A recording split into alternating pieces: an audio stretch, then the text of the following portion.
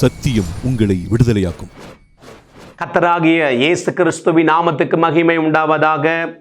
சத்தியம் உங்களை விடுதலையாக்கும் என்ற நிகழ்ச்சிக்கு அன்போடு கூட உங்களை வாழ்த்துகிறேன், வரவேற்கின்றேன்.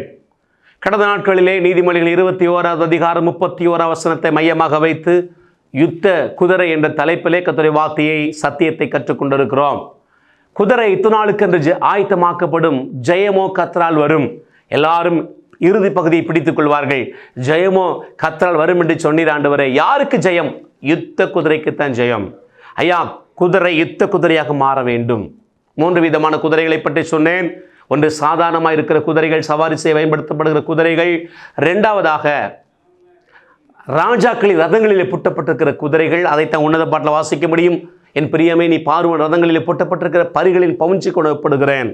ஆமேன். மணவாட்டி மணவாளன் இயேசு சொல்லுகிறார், நீ பார்வன் ரதத்தில் பூட்டப்பட்டிருக்கிற குதிரைகளின் கூட்டம். நீ அழகா இருக்கணும்.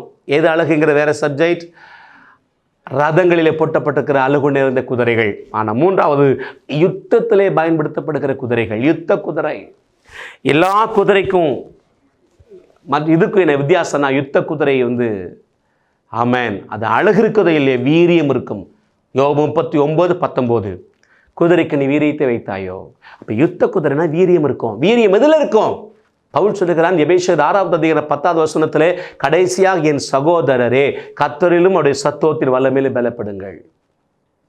எதில் பலப்படணும்? எபேசியர் 3:16, நீங்கள் அவருடைய ஆவியினாலே உள்ளான மனுஷனில் வல்லமையாய் பலப்பட.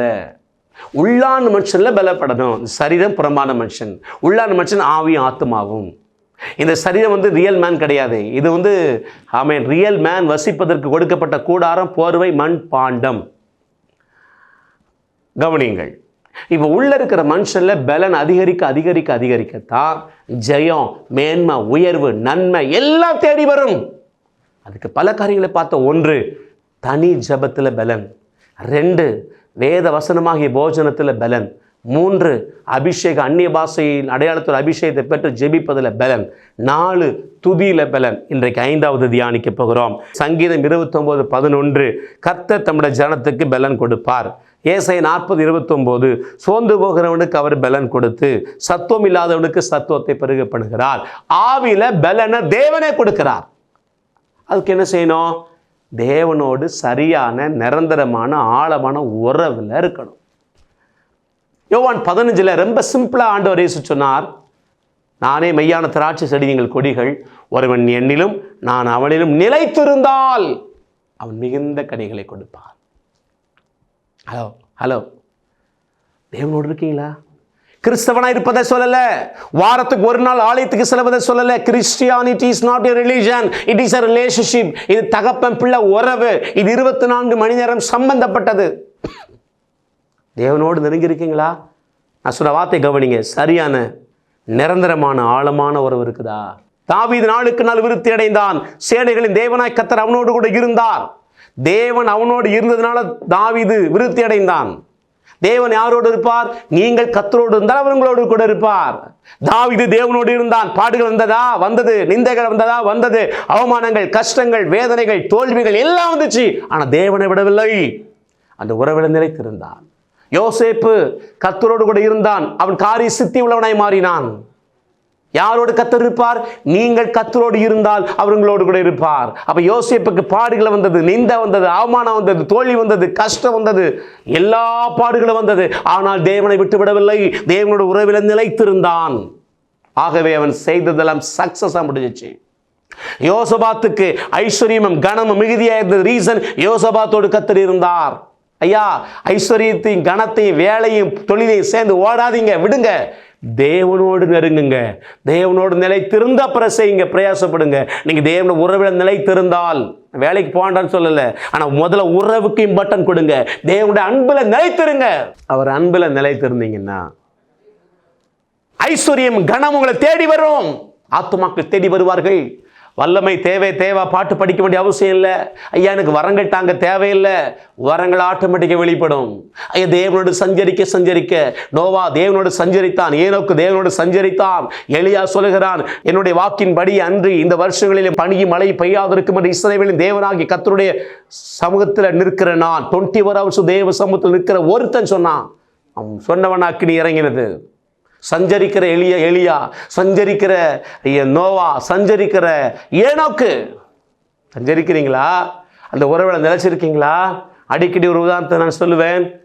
இந்த ஹால் இவ்வளோ பிரைட்டாக இருக்குன்னு அதுக்கு காரணம் லைட்டு, கரண்ட் இருக்குது, சுவிட்சு போட்டிருக்கு, எல்லாம் ஓகே. ஆனால் உற்பத்தி பண்ணுற இடத்துலேருந்து இந்த அறை வரைக்கும் கனெக்ஷன் கரெக்டாக இருக்குது. ஸோ அதனால இந்த அறை பிரைட்டாக இருக்குது. உங்கள் வாழ்க்கை பிரைட்டாக இருக்கணுமா? தேவனுக்கு உங்களுக்குள்ள உறவு சரியாக இருக்கணும், கனெக்ஷன் கரெக்டாக இருக்கணும், கட்டாகக்கூடாது. ஒருவேளை பாவம் செஞ்சிட்டீங்க, தப்பு பண்ணிட்டீங்க, கனெக்ஷன் கட் ஆயிடுச்சுன்னா அறிக்கை செய்து மன்னிப்பு கிட்ட கனெக்ஷனை சரி செய்து விடுங்கள், சரி செய்து விடுங்கள். ஒருவேளை தொடர்பு துண்டிக்கப்படுமானால் இந்த இடம், இந்த லைட் எரியா சொல்லக்கூடாது, இந்த அறை ஆட்டோமேட்டிக்காக இருளாய் மாறிவிடும். அநேக வாழ்க்கையில் இருள், அநேக வாழ்க்கையில் கஷ்டம், கண்ணீர், கவலை, போராட்டம். ஏன்? உறவு இல்லைங்க. தேவனுக்கு உங்களுக்கு சரியான உறவு இல்லையே. இன்னைக்கு அர்ப்பணிப்பீங்களா? அந்த உறவில் வர அர்ப்பணிப்பீங்களா? தேவன்கிட்ட நெருங்கி வருவீங்களா? இளையகுமாரன் தகப்பனை விட்டு தூரமாய் போனான். உலக சிற்றின்பம், உலக மோகம். இன்னைக்கு சபைகள் பாழாய் போய் கொண்டிருக்கு. சோசியல் மீடியாவில் தேவஜனங்கள் உலகம் கவர்ந்து இழுக்குது. உலகமாக சபையான்னு கண்டுபிடிக்க முடியல. தோட்டத்தில் தெரியல, உடையில தெரியல, பேச்சில் தெரியல, வாழ்க்கையிலும் தெரியல. 1-2 பேரை தவிர எல்லாரையும் சொல்லவில்லை. ஆமாம், தேவனோட உறவில் நிலைச்சிருந்தீங்கன்னா, தேவனோட அன்பில் நிலைச்சிருந்தீங்கன்னா உங்கள் வாழ்க்கையில் நீங்கள் பலன் தானாக வரும். ஆண்டு சத்துவம் இல்லாதவனுக்கு சத்துவத்தை அவர் கொடுப்பார். அது உள்ள அவரே பலனை பெருக பண்ணுவார். உறவில் தான் வர்றது, உறவில் தான் வரும். தேவனோட உறவில் நிலைச்சிருக்கீங்களா? Praise the Lord. இந்த உலகத்தில் நமக்கு இருக்கிற தேவை அப்படின்னா ஒன்று தாங்க, ஒன்று தான். உங்கள் சிலட்ட லிஸ்ட்டை கொடுத்து உங்களுக்கு என்ன வேணும் எழுதுங்கன்னா நிறைய எழுதுவார்கள். குழந்தை இல்லைன்னா குழந்தை இல்லை ஃபஸ்ட் எழுதுவாங்க. கடன்னா கடன் மாறணும், திருமணம்னா திருமணம் நடக்கணும். ஒரு சகோதரிகிட்ட கேட்டேன், சிஸ்டர் உங்களுக்கு என்ன வேணும் கேட்டேன். அவங்க சொன்னாங்க, எனக்கு 7 அடுக்கு செயின் வேணும் பாஸ்டர். சிலர் சொல்கிறாங்க, எனக்கு தடிமான செயின் வேணும் பாஸ்டர், எனக்கு நல்ல 3 மாடி பில்டிங் வேணும் பாஸ்டர், எனக்கு நல்ல வேலை கிடைக்கணும், அரசாங்க வேலை கிடைக்கணும் பாஸ்டர். நிறைய தேவைகளை பட்டியலிடுவோம். ஆனால் இப்போ சொன்ன பார்த்தீங்கன்னா இதெல்லாம் தேவைகளே கிடையாது. இவைகளெல்லாம் நம்முடைய ரியல் நீடு கிடையாது. ப்ரைமரி நீடு இது கிடையாது. ப்ரைமரியாக ஒரே ஒரு தேவை இருக்குது. பிரதான தேவை ஒன்று தான். அந்த தேவையை சந்திச்சிட்டிங்கன்னா இப்போ சொன்ன பார்த்தீங்கன்னா அது இடத்துல பின்னாடி தானாக வந்துக்கிட்டே இருக்கும். ஹோட்டலில் போயிட்டு இட்லி கேட்பீங்களா, சட்னி சாம்பாரை கேட்பீங்களா? இட்லியை தான் கேட்போம். இட்லி இலையில் வந்துச்சுன்னா சட்னி சாம்பார் ஆட்டோமேட்டிக்காக வந்துடும். நான் இப்போ சொன்ன பார்த்தீங்களா, சுகம், பலன், பாதுகாப்பு, சமாதானம், சந்தோஷம், ஐஸ்வர்யம், திருமணம், குழந்தை, வீடு, காரு, பங்களா, செயின், ஆத்துமாக்கள், கிருபைகள், வல்லமைகள், வரங்கள், இது எல்லாமே சட்னி சாம்பார். நம்ம சட்னி சாம்பாரை தேடி ஓடுகிறோம். ஆனால் இட்லியை விட்டுட்டோம். இட்லி என்ன தெரியுமா? நமக்கும் தேவனுக்கும் உள்ள சரியான நிரந்தரமான உறவு. உறவு உறவு ஆண்டவர் வானத்தையும் பூமி மறுபடி சிருஷ்டித்தார். சிருஷ்டிக்கும்போது உண்டாக கடவுதின வார்த்தையினாலே எல்லாவற்றையும் உண்டாக்கினார். வெளிச்சம் உண்டாக கடவுது என்றார், வெளிச்சம் வந்துடுச்சு. ஆகாய விரி உண்டாக கடவுது என்றார், வந்துடுச்சு. சூரியன், சந்திர, நட்சத்திரங்கள் வந்துடுச்சு. எல்லாவற்றையும் உண்டாக கடவுது என்ற வார்த்தையில் சொல்லி சொல்லி உண்டாக்கினார். ஆனால் கனிதரும் விருட்சங்கள், மரங்களை உண்டாக்கும் போது மரங்கள் உண்டாக கடவுதுன்னு சொல்லலை, மாறாக மண்ணை பார்த்து பேசிட்டார். பூமியானது தங்கள் தங்கள் ஜாதிகளின்படியே கனிகளை முளைப்பிக்கு விருட்சங்களை உண்டாக்க கடவுது. ஏன் மண்ணை பார்த்து பேசினார்? மரத்துக்கு நிறைய தேவை இருக்குது. தண்ணி பாய்க்கணும், கிளை நிற்கணும், எல்லாம் அடிக்கடி தண்ணி வேணும், அதான் மரத்துக்கு தேவை. ஆனால் பிரைமரி நீடு அது இல்லை. பிரைமரி நீடு ஒரே தேவை என்னென்னா மண். மண்ணில் இருந்தால் தான் மரம் என்னைக்கா ஒரு நாள் வளர்ந்து பூத்து காய்த்து கனி கொடுக்கும். அதனால தான் மண்ணை பார்த்து பேசினான். மண் இல்லைன்னா மரம் இல்லைங்க.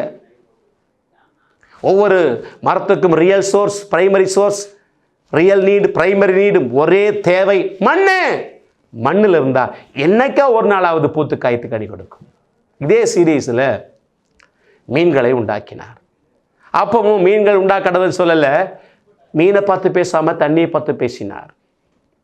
ஜலமானது சமுத்திரத்து மச்சங்களை திரளாய் ஜெனிப்பிக்க கடவுது, பெற்றெடுக்க கடவுது. ஏன் ஆண்டவர் மீனை பார்த்து பேசாமல் தண்ணியை பார்த்து பேசினாரு? மீனுக்கு ஆகாரம் வேணும், ஆக்சிஜன் வேணும், நிறைய தேவை இருக்குது. ஆனால் பிரதானமாக ஒரு தேவை இருக்குது. என்ன தெரியுமா? தண்ணீர். தண்ணிக்குள்ளே இருந்தால் தான் அது உயிர் வாழ முடியும். இல்லை ரொம்ப எனக்கு போர் அடிச்சிடுச்சு, ஒரு 5 நிமிஷம் கடலை விட்டு வெளியே வர்றேன் அப்படின்னு கடலை விட்டு வெளியே மீன் வந்ததுன்னா அது துடித்து சாகும். நிறைய தேவ பிள்ளைகள் சர்ச்சுக்கு போயிட்டு வீட்டுக்கு வந்ததுலேருந்து துடித்து கொண்டே இருக்கிறார்கள். நிம்மதி இல்லை, போராட்டம், சஞ்சலம், படபடப்பு, தவிப்பு, கஷ்டம், நெருக்கம். ஏன் தெரியுமா? அந்த மீன் தண்ணிக்குள்ளே இல்லை. தண்ணி என்பதுதான் தேவனோட உறவு. அதைத்தான் சொல்ல போகிறேன். கவனிங்கள், தண்ணியை விட்டு வெளியே வருமானால் அது துடித்து சாகும். சில நாட்கள் அது காய்ந்து கருவடாய் மாறிவிடும். அனைவருடைய வாழ்க்கை இப்படி தான் ட்ரைனஸாக இருக்குது, காஞ்சு போய் கிடக்குது, வெறுமையாக இருக்குது. ரீசன் என்ன? அவங்களுக்கு தெரியல. ஸோ மீனை படைக்கும்போது தண்ணியை பார்த்து பேசினார். ஏன்? தண்ணி இல்லைன்னா மீன் இல்லை. ஏன் ஆண்டவர் மண்ணை பார்த்து பேசினார்? மண் இல்லைன்னா மரம் இல்லை. இந்த சீரீஸில் மனிதனை தேவன் உண்டாக்கினார். 1:26 ஆதியாகமம். மனிதனை உண்டாக்கும் போது யாரை பார்த்து எதை பார்த்து பேசினார்? எல்லாத்தையும் சொல்கிறது போல மனிதன் உண்டாக கடவுதுன்னு சொல்லியிருக்கணும். ஆனால் சொல்லலை. மாறாக பிதா, குமாரன், பரிசுத்த ஆவியானவர் மூவர் இணைந்து பேசுகிறார்கள். நமது சாயலாக நமது ரூபத்தின்படி மனிதனை உண்டாக்குவோமாக. அப்படின்னு என்ன அர்த்தம்? ஏன் மண்ணை பார்த்து பேசினார்? மண் இல்லைனா மரம் இல்லை. ஏன் தண்ணியை பார்த்து பேசினார்? தண்ணி இல்லை மீன் இல்லை. ஏன் தன்னை பார்த்து பேசினார்? தேவன் இல்லைனா மற்ற இல்லை. அதைத்தான் மத்தேயு 6:33 முதலாவது தேவர் ராஜ்யத்தை தேடுங்கள், அப்போது இவைகள் எல்லாம் சட்னி சாம்பார் தானாய் கூட கிடைக்கும். உறவு முக்கியங்க, உறவு முக்கியம். ஆண்டவர் திடீர்னு தோன்றி மகனே மகளே நீ விரும்புகிறதை கேள, என்னத்தை கேட்பீங்க? ஒரு 2 கண்ணும் தெரியாத பார்வையற்ற ஒருவன் கடவுளை முறுமுறுத்து கொண்டே இருந்தானாம். என்னை இப்படி படைச்சிட்டியே, நான் ஒரு பிச்சைக்காரனை போல் அழிஞ்சிட்டு இருக்கிறேனே, என்னை இப்படி போய் படைச்சிட்டியேன்னு சொல்லி அவன் கதறிக்கொண்டே இருந்தான். திடீர்னு ஒரு நாள் கடவுள் அவன் முன்னாடி தோன்றி சொன்னார், மகனே உன் பெருமூச்சை நான் கேட்டேன், உன் கண்ணீரை நான் கண்டேன், உனக்கு என்ன வேணும் கேள். ஒன்றை தான் கேட்க வேண்டும். 1, 2, 3 என்று கேட்கக்கூடாது. ஒன்றை கேட்க வேண்டும். எதை கேள், உனக்கு தருகிறேன் என்று கடவுள் சொன்னார். அவன் சொன்னானாம், 2 கண்ணு தெரியாதவன் பிச்சைக்கான போல ரோடோடு அலைஞ்சிட்டு இருக்கிறான். அவன் சொன்னானா, என்னுடைய அழகான மனைவி என்னுடைய 4வது ஆண் குழந்தைக்கு 7வது மாடியிலிருந்து தங்க கிணத்துல பால் கொடுப்பதை என் 2 கண்களால் பார்க்க வேண்டும் என்று சொன்னானாம். என்னுடைய அழகான மனைவி 4வது ஆண் குழந்தைக்கு என்னுடைய 7வது மாடியில், வீட்டின் 7வது மாடியிலிருந்து தங்க கிண்ணத்தில் பால் கொடுப்பதை 2 கண்ணால் பார்க்க வேண்டும் என்றானாம். எவ்வளோ புத்திசாலி பாருங்கள். உங்கள்கிட்ட கேட்டால் என்ன கேட்பீங்க? உலக பிரசித்தி பெற்ற பென்ஹின் இந்த ஊழியக்காரர் சொல்லுகிறார், பரிசுத்த ஆவியானவர் என்னை விட்டு எடுத்துக்கொள்ளப்படுவீரானால் நீர் போவதுக்கு முன்னாடி 1 வினாடிக்கு முன்னாடி நான் செத்து போது நலம். ஏன்னா அவர் இல்லாமல் வாழ முடியாது. ஆமென். நமக்கு தேவைன்னா ஒன்றே மட்டும்தான், ஆசையெல்லாம் நீர்தானையா, தேவையெல்லாம் நீர்தானையா, ரட்சகரே இயேசுநாதா, தேவையெல்லாம் நீர்தானே, ஆசையெல்லாம் நீர்தானையா, தேவையெல்லாம் நீர்தானையா. தேவை ஒன்றே ஒன்று தான், அவர் தேவன் தான் நம்முடைய தேவை. அன்பு தேவ ஜனமே, தேவனுடைய உறவில் வந்துடுங்க. தனி ஜபத்தை கூட்டுங்க, வேத வாசிப்பை கூட்டுங்க, ஆமென், சபை கூடி வருதலை கூட்டுங்க. இதெல்லாம் அஸ்திபாரமாக உறவை கட்டுவதற்கான ஏதுக்கள். அதையும் தாண்டி எப்போது அவரோடு சஞ்சரிக்க அர்ப்பணிப்பீங்களா? அந்த தேவனோட உறவாட அர்ப்பணிப்பீங்களா?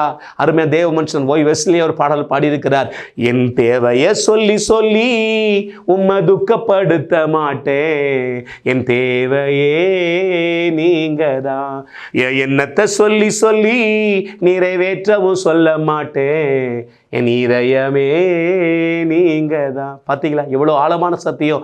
என் தேவையை ஒன்றுன்னு சொல்ல மாட்டேயா, சட்னி சாம்பார் அதான் தேவையில்லை, ஒன்றே ஒன்று தான் தேவை, அது நீங்கள் தான் ஆண்டவரே. தேவனுடைய உறவு தான் நம்முடைய தேவை, தேவனுடைய அன்பு தான் நம்முடைய தேவை. அவருடைய உறவில் நிலைத்திருக்க அர்ப்பணிங்க அன்பு சகோதரி சகோதரியே.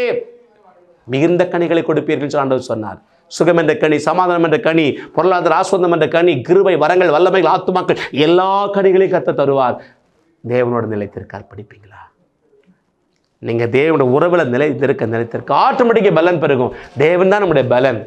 பலன் பெருகும்போது யுத்த குதிரையாக மாறுகிறோம். யுத்த குதிரைக்குத்தான் ஜெயம். ஜெபிப்போம். பரிசுத்த பிதாவே, தியானித்த வசனத்தின்படி உம்முடைய உறவில் வளரணும். அதான் ரியல் நீடு என்பதை உணர்ந்து அன்பில் உறவில் நிலைத்திருந்து, தனித்தவ வேதவாசிப்பை தவை கூடிவதில் நிலைத்திருந்து, அதையும் தாண்டி எப்போதும் ஓடு சஞ்சரித்து ஆவில பலன் பெருகி யுத்த குதிரையாக மாறி வெற்றியுள்ள ஜெயமுள்ள வாழ்க்கை வாழ கிருபை செய்யுங்க. மீட்பர் இயேசுவின் நாமத்தில் பிதாவே, ஆமென். God bless you. கர்த்தர் ஆசீர்வதிப்பாராக. ஆமென். Praise the Lord. Pastor S Rajesh, இயேசுவின் இரத்தக்கோட்டை, நல்ல சமாரியன் ஐக்கிய ஊழியங்கள், 15/272/1, பெரிய செல்வம் நகர், தாளமுத்து நகர் பகுதி, சிலுவைப்பட்டி, தூத்துக்குடி.